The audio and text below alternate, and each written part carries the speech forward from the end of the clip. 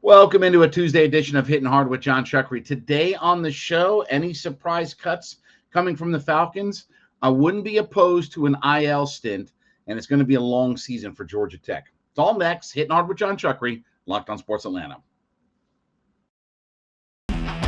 This is Hittin Hard with Jon Chuckery, part of Locked On Sports Atlanta, and it starts now.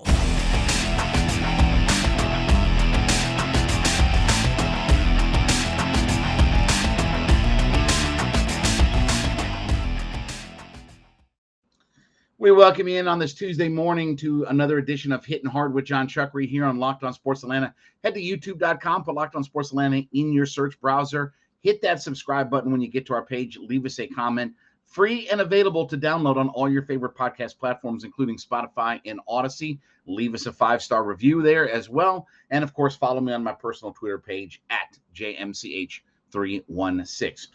Well, the Falcons Cuts, as we're recording this here, about 10 o'clock in the morning on Tuesday morning, we're already starting to get several notifications about Falcons Cuts. Caleb Huntley's being released. Kadri Allison. Now, let me preface this all by saying that you're certainly going to have some of these guys, not all, but some guys that are going to get moved over to the practice squad. You have to cut them first.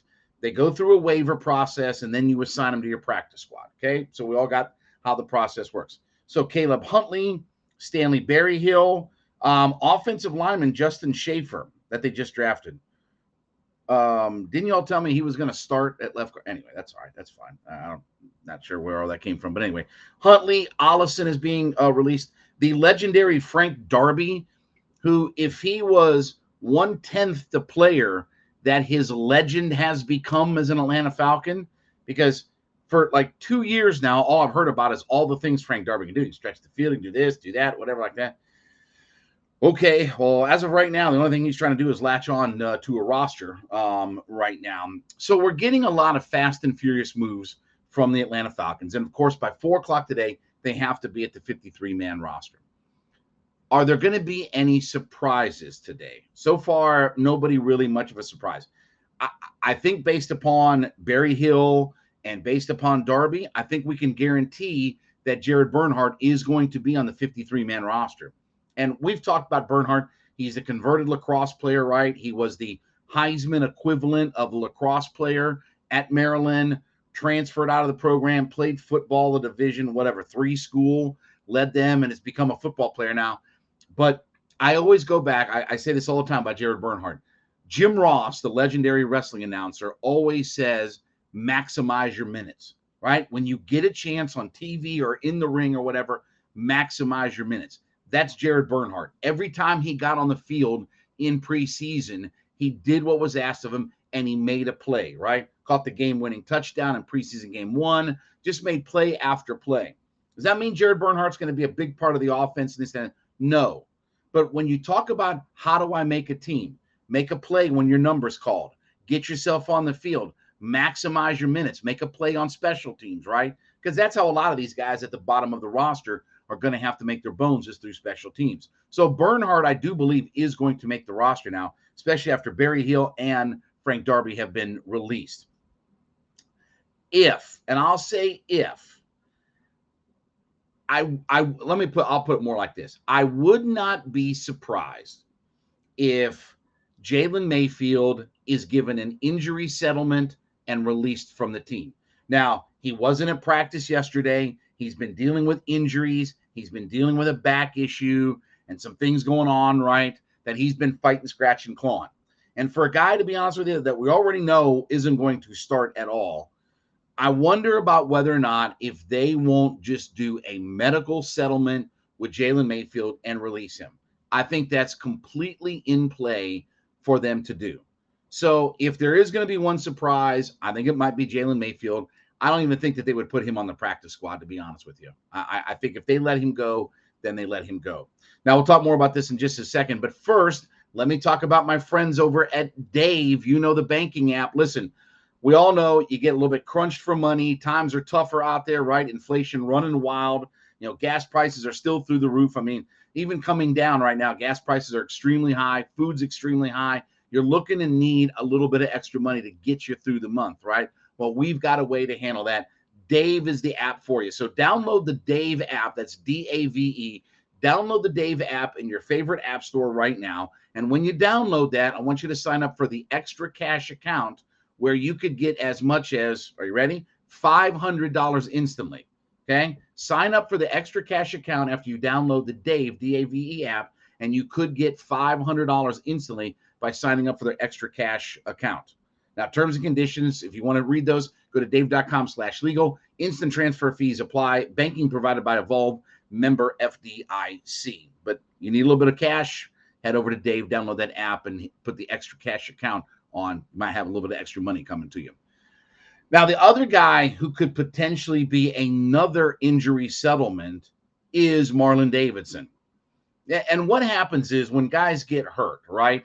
Part of what you do is you come up with a cash buyout plan for guys and you release them, and, because they're hurt, they get some money in this end. So if there are two guys to really watch today and see if they don't use the term injury settlement with them, is Jaylen Mayfield and Marlon Davidson. Now, Davidson might be a guy that they want to bring back on the practice squad, but again, he's going to have to go through a waiver process. So, there's definitely a chance that if they do let those guys go, one or both those guys could get picked up by another team. So, again, I think by and large, we have a pretty good understanding of what the 53-man is going to be. I think Felipe Franks is going to be a practice squad guy. I think they're going to release him and bring him back on the practice squad.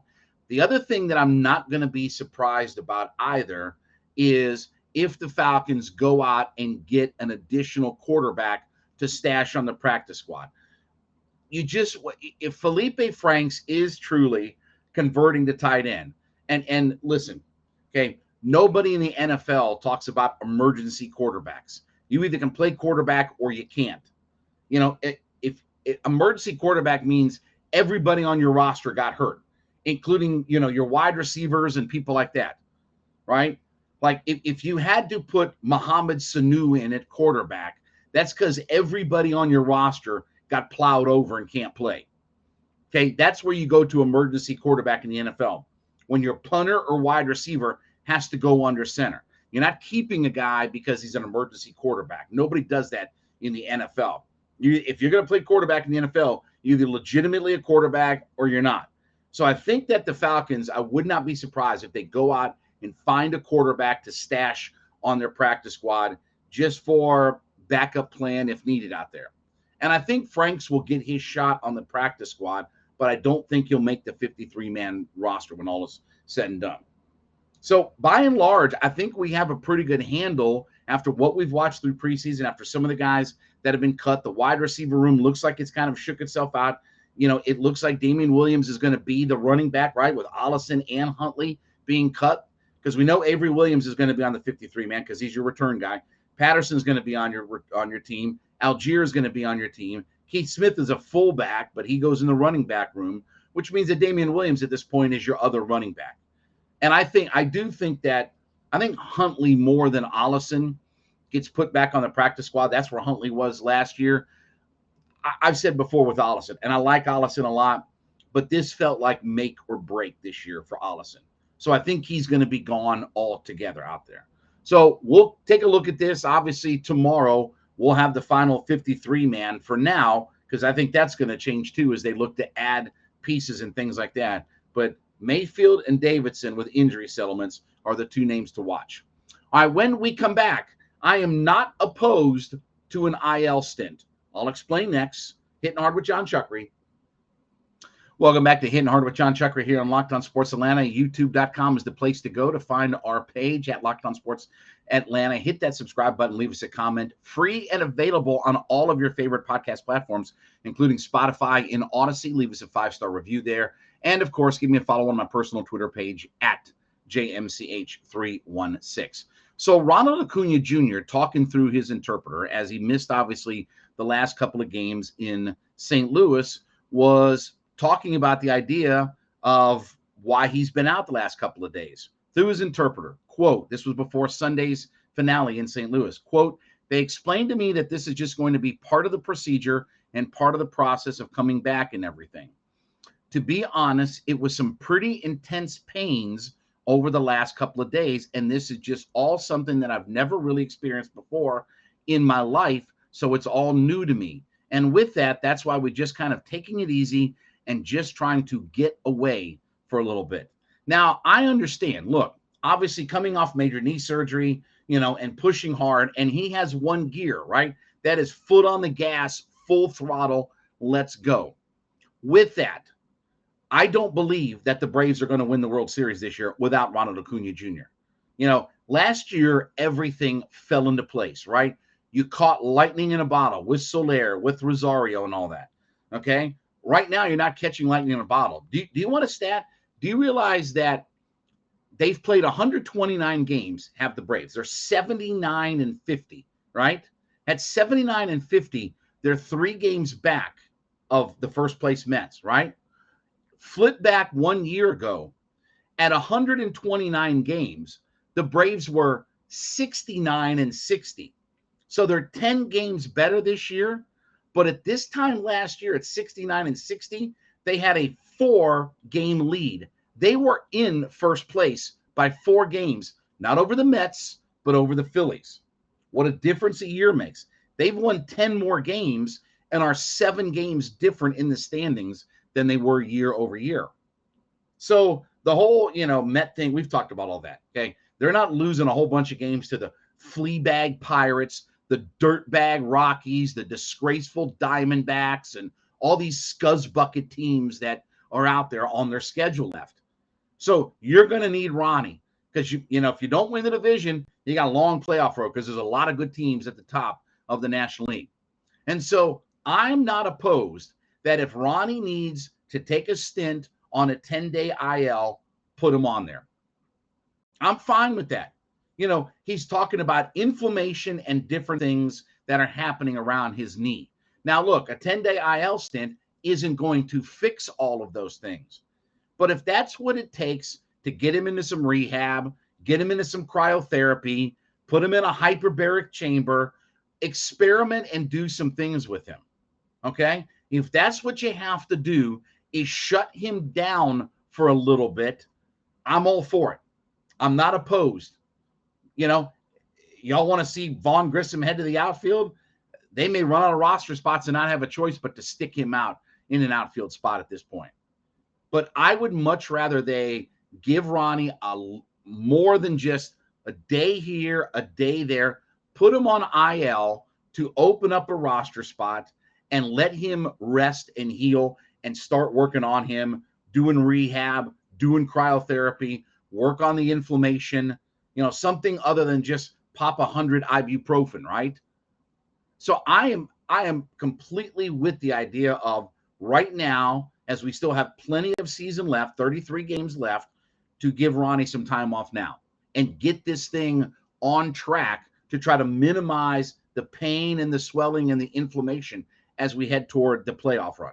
Now, we'll talk more about this in just a second, but first, let me talk about my friends over at BetOnline. BetOnline.net is your number one source for all of your sports wagering information. Look, baseball is neck deep in divisional races, right?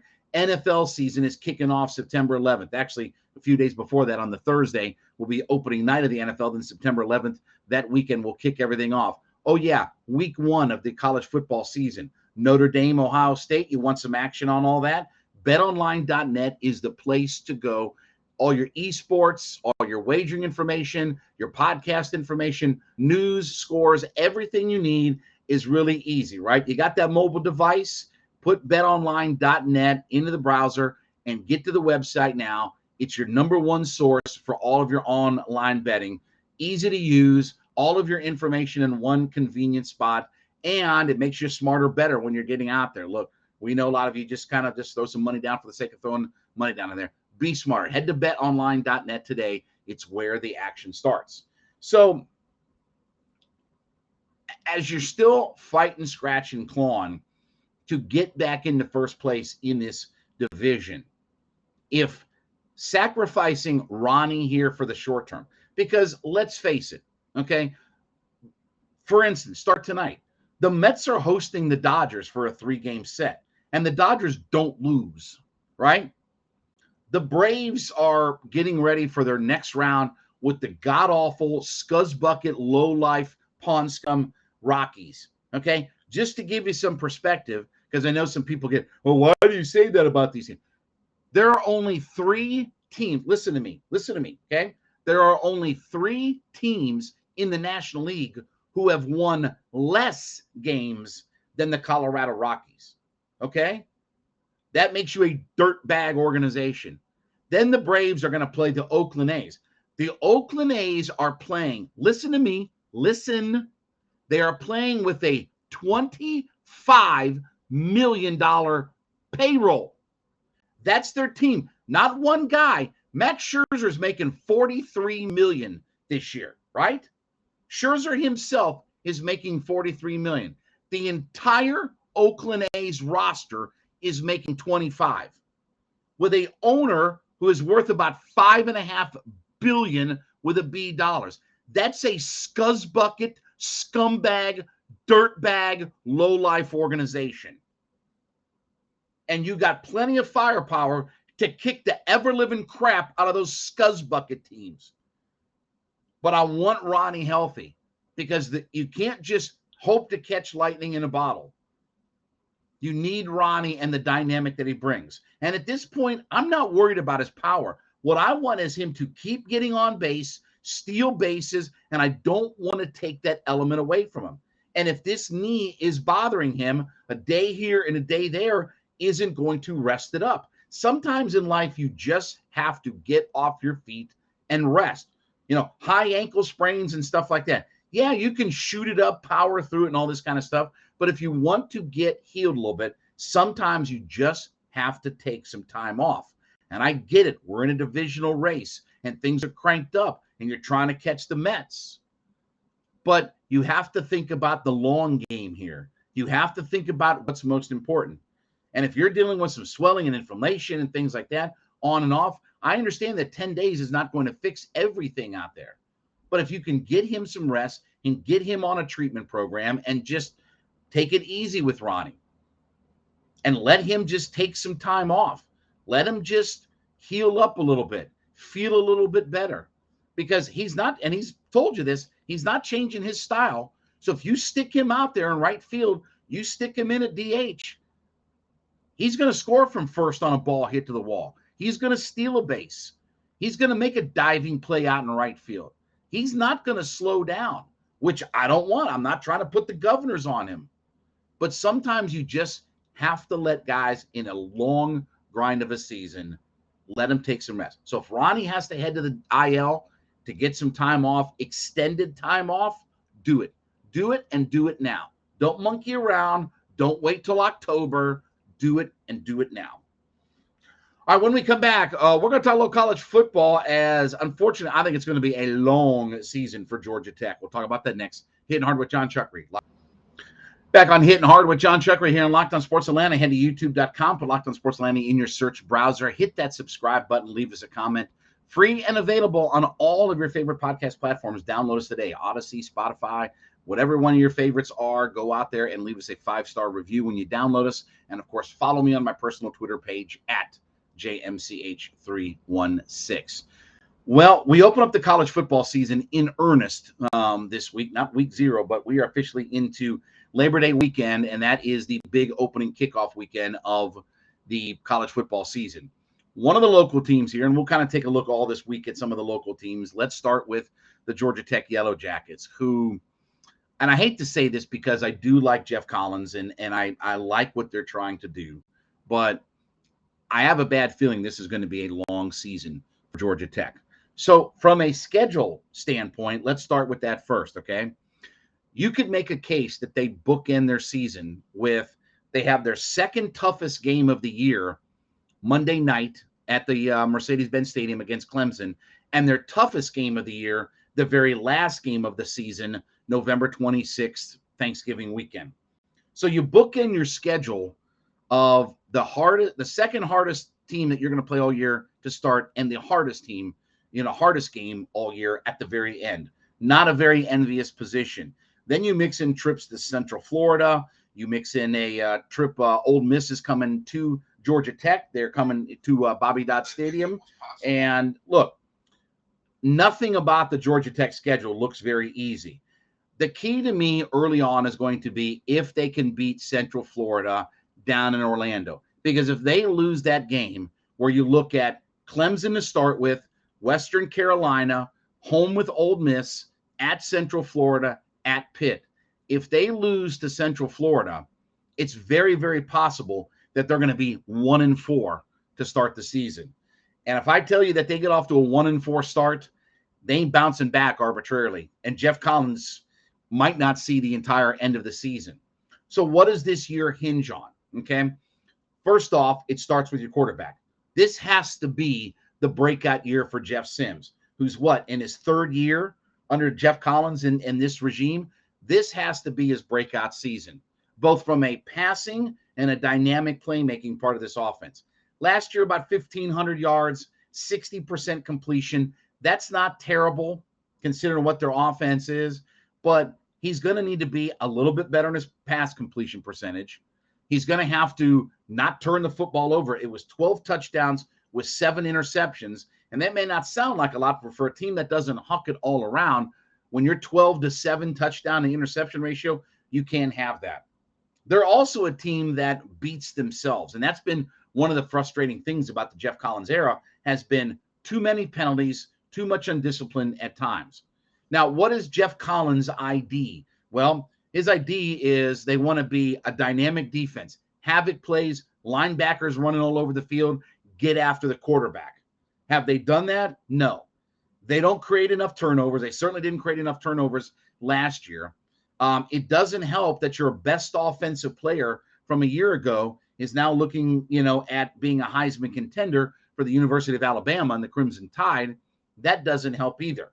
Now, they have brought some kids in from Maryland, Michigan, some different places to try to help out, but it's not a good look when your kind of dynamic player that you're building around leaves your school. Well, Chuckery, guys are leaving all the time now. It doesn't matter. It doesn't matter if they leave or not. You're not going to build your program if your star players run out of there after 2 or 3 years. What does that tell you about where you're at? Right? So, you can't have Jahmyr Gibbs make a name for himself and then skedaddle out of there. The Jordan Addison at Pitt situation a little bit different. They lost their quarterback. They lost their OC, right? They started losing all the coaches and everything that helped make him great. He's like, I got to get out of here. Hasta lasagna, don't get any on you. And there might have been some shenanigans about recruiting him. So not a good look for Georgia Tech to have lost their dynamic playmaker in Gibbs. Malachi Carter is a nice wide receiver that has to get more involved in the offense. And defensively, they have to find a way to create turnovers, to get more quarterback sacks. That's the blueprint for what Geoff Collins wants to be, right? That's what he did over at Temple. All right, we'll talk more about this in just a second here. But first, let me talk about my friends over at Coffee AM, the best small batch coffee roaster in America. I love these guys. They are up in the Canton area of Georgia. So right here local to us, the best online coffee roaster in America. Listen, here's what they've got going on. You need coffees, you need organic, you need fair trade, you need flavored, you need K-cups, you need this, bada boop, bada beep. Whatever you need, I want you to head to coffeeam.com and go to coffeeam.com/lockedon. coffeeam.com/lockedon, LOCKEDON. When you get there, go through their extensive menu of coffees. They have teas available. They have gift sets. You need a mug, you need a pug, whatever you need. They got it all at coffeeam.com. And when you put that first order together at coffeeam.com, use the coupon code Locked On. So get your order, get to checkout, put the coupon code Locked On, LOCKEDON, and you get 15% off that first order. Coffees, teas, gift sets, it doesn't matter. Coffeeam.com. Coffee AM is the best small batch coffee roaster in America. Use that 15% off coupon code today. But defensively, that's the area that I don't think that they have developed enough under a Geoff Collins mindset. A couple of years ago, it did look like that this team was turning a corner defensively. They could get some havoc plays. They could create some turnovers. They had a really good secondary. But, again, as Geoff Collins wanted to grab Sunday players, as those guys are leaving, you're not filling that well of water back up. And defensively, they just don't have enough playmakers out there. So again, to me, the Central Florida game early on is going to dictate what this team is going to do. Because look, Pitt's not going to be an easy game. And I like Keaton Slovis, and I think that Pitt's can still some good things. I don't think they're going to win that division of the ACC.